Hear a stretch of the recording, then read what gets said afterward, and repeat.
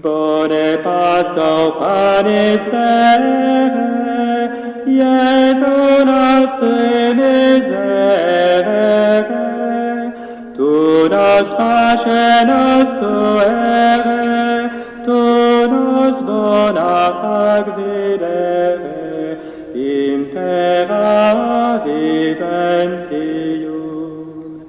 Tu qui cunctacis et vales, qui nos facis hic mortales, tuos ibi commensales, coeredes et sodales, fac sanctorum civium.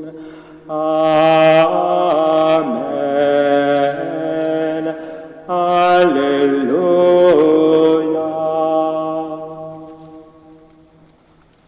Nous levons pour l'Évangile, l'Alléluia.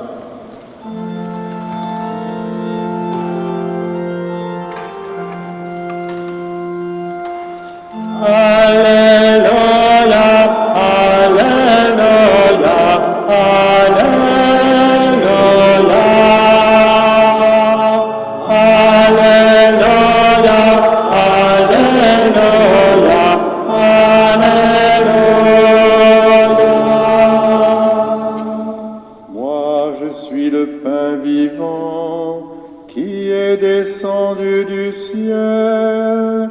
Si quelqu'un mange de ce pain, il vivra éternellement. Alléluia, Alléluia, Alléluia.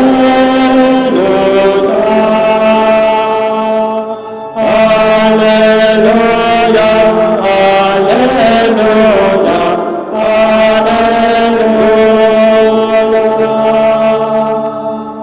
Le Seigneur soit avec vous. Évangile de Jésus-Christ selon Saint Jean.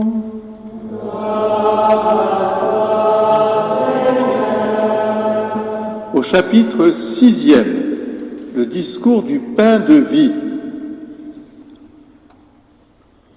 En ce temps-là, Jésus disait aux foules des Juifs, « Moi, je suis le pain vivant qui est descendu du ciel.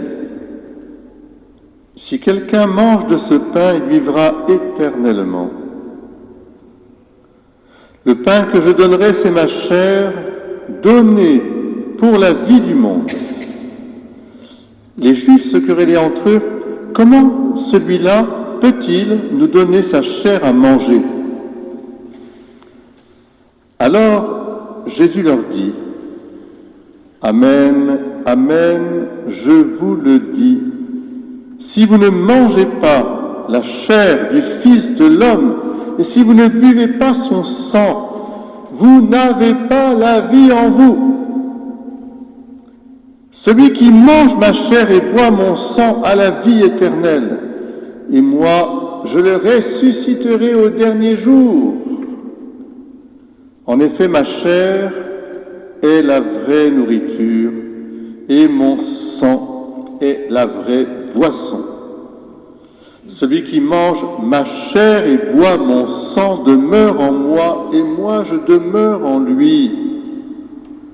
De même que le Père, qui est vivant, m'a envoyé, et que moi je vis par le Père, de même celui qui me mange, lui aussi vivra par moi. Tel est le pain qui est descendu du ciel. Il n'est pas comme celui que les pères ont mangé, eux ils sont morts. Celui qui mange ce pain vivra éternellement. Acclamons la parole de Dieu. Seigneur Jésus. Asseyez-vous.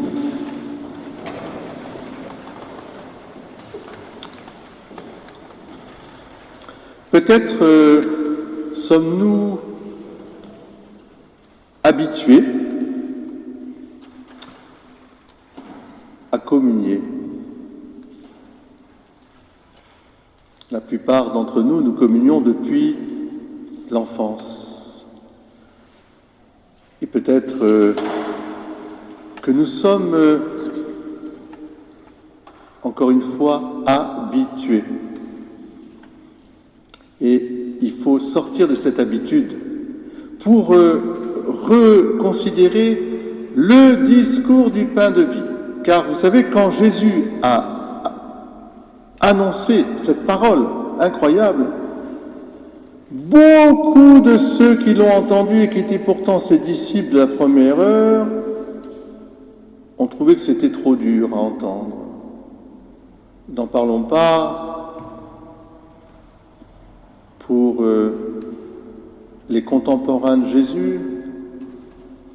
C'était impossible d'une certaine manière. Qu'est-ce que ça veut dire? Celui qui mange ma chair et boit mon sang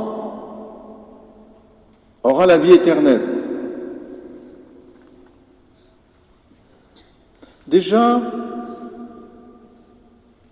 le peuple d'Israël avait été préparé à s'abstenir des sacrifices humains, qui étaient une abomination aux yeux de Dieu. Et dans certaines civilisations très anciennes, on n'hésitait pas non seulement à tuer, mais à arracher les cœurs vivants, à les manger. Il y avait quelque chose à la fois tragique et sacré aussi. Il ne faut pas regarder ça simplement comme quelque chose d'abominable simplement, mais en tout cas, c'était une réponse affreuse. Et nous voyons bien d'ailleurs que quand Dieu demande à Abraham de lui donner son fils, Abraham qui était de Ur en Chaldée, avec tous les Baals, les sacrifices Baals, il pensait que Dieu lui voulait qu'il sacrifie son fils, comme il avait déjà vu faire dans d'autres contrées, avant d'arriver en terre promise, dans la terre que Dieu voulait lui donner. Il a voulu sacrifier son fils. Et Dieu lui a dit, arrête, qu'est-ce que tu vas faire? Ce n'est pas ça que je t'ai demandé en fait. Ce que je t'ai demandé, c'est, est-ce que tu veux recevoir ta vie de moi? Puisque c'est moi l'auteur de la vie. Donne-moi ton fils et je te donnerai une descendance plus nombreuse encore que les étoiles, etc., etc. Abraham crut et il eut la foi. Et au fond, c'est ça. Le mystère eucharistique va nous plonger dans le mystère de la relation que nous avons avec Dieu. Est-ce que nous avons confiance en Dieu qui veut nous donner sa vie? Est-ce que donc tu veux abandonner ta vie pour recevoir sa vie? C'est ça le mystère eucharistique. Est-ce que c'est toi qui te donnes la vie? Ou alors est-ce que tu reçois sa propre vie, puisque dès l'origine, nous sommes irrigués par la vie même de Dieu. Dieu a tout fait par son Fils, il a éclairé tout homme venant en ce monde, c'est-à-dire qu'il a donné sa propre vie déjà, parce que chacune et chacun d'entre nous, nous avons une âme qui est unique, irremplaçable, un reflet de l'amour de Dieu pour chacune et chacun d'entre nous. C'est-à-dire, c'est comme déjà une étincelle divine en nous. Mais ça ne suffit pas à Dieu.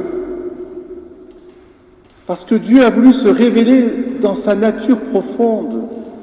Dieu est non seulement l'auteur de la vie, mais il n'abandonne pas la vie. Il la soutient, il la nourrit, il la fortifie de sa propre vie. S'il ne soutenait pas notre propre vie, nous serions déjà partis dans le néant. Alors, qu'est-ce que ça veut dire donner sa vie? Ça veut dire justement aimer jusqu'au bout, en donnant 100%, tout. Et pour que ce sacrifice unique du Christ, mort pour nous sauver du péché et de la mort, mais simplement pour nous redire aussi combien Dieu nous aime, il a voulu instituer ce sacrement de l'Eucharistie qui prolonge la victoire du Christ sur la mort et le péché. À chaque fois que je communie, je ressuscite. C'est ça qu'il faut comprendre. La manne que nos anciens ont mangée, ils sont morts, comme dit Jésus. Mais moi, je vous donnerai ma propre chair, mon propre sang, pour que vous soyez christifiés, porteurs du Christ. Ce n'est plus moi qui vis, c'est le Christ qui vit en moi. À chaque fois que vous communiez, c'est ça qui s'opère. Vous comprenez ? C'est pour ça que ce sacrement est le sommet de toute la vie chrétienne. Quand je suis baptisé, confirmé, etc., purifié, pardonné, etc., c'est pour communier. C'est pour recevoir la vie, la vie même de Dieu. Celui qui mange ma chair et boit mon sang aura la vie éternelle. Et voilà, je l'aimerai comme moi j'aime mon Père, on est un, vous serez un avec moi dans le Père. C'est ça le mystère de l'Eucharistie qui est fêté aujourd'hui. Ce n'est pas un mystère du Dieu caché, c'est le contraire. C'est le mystère du Dieu qui se révèle pleinement comme non seulement l'auteur de la vie, mais celui qui donne toujours sa vie. Donc, je termine là-dessus. Je ne puis craindre un Dieu qui, pour moi, s'est fait si petit dans l'hostie. Je l'aime parce qu'il n'est qu'amour et miséricorde. Voilà comment Thérèse, la petite Thérèse enfant Jésus, décrit l'Eucharistie. Je ne puis craindre un Dieu. Approchez-vous de la table, approchez-vous. Soyez bien sûr, avec un cœur purifié, mais approchez-vous. Ne vous éloignez jamais de l'Eucharistie. Venez à la table sainte, venez. C'est ce qu'a chanté, bien sûr, saint Thomas d'Aquin dans la séquence que nous avons entendue. Cette séquence que le pape lui avait demandé d'écrire avec saint Bonaventure. Ils ont fait une petite bourre l'un l'autre entre deux saints, vous voyez, qui fera le plus bel office de l'Eucharistie. Et quand saint Bonaventure a vu saint Thomas d'Aquin, le franciscain vu le dominicain, il a dit « Je te laisse, c'est trop fort, je te laisse la place ». Donc c'est lui qui a fait cette belle séquence. Le pain vivant, le pain de vie, il est aujourd'hui proposé comme objet de tes louanges. Au repas sacré de la Seine, il est bien vrai qu'il fut donné à un groupe des 12 frères. Louons-le à voix pleine et forte, que soit joyeuse et rayonnante l'allégresse de nos cœurs. C'est en effet la journée solennelle où nous fêtons de ce banquet divin la première institution. Ce que fit le Christ, il ordonna qu'en sa mémoire nous le fassions après lui. C'est un dogme pour les chrétiens que le pain se change en son corps et que le vin devient son sang. Ce qu'on ne peut comprendre et voir, notre foi ose l'affirmer, hors des lois de la nature. L'une et l'autre de ces espèces qui ne sont que de purs signes voilent un réel divin. Sa chair nourrit, son sang abreuve. Mais le Christ tout entier demeure sous chacune des espèces.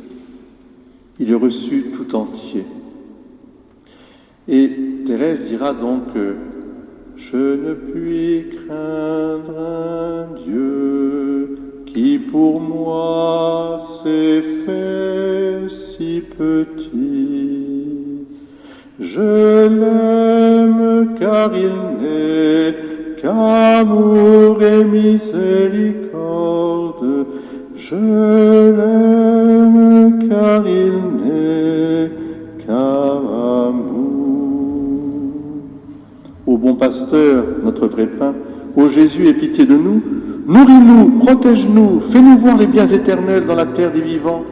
Toi qui sais tout et qui peux tout, toi qui sur terre nous nourris, conduis-nous au banquet du ciel et donne-nous ton héritage en compagnie de tes saints. Amen. Je ne puis craindre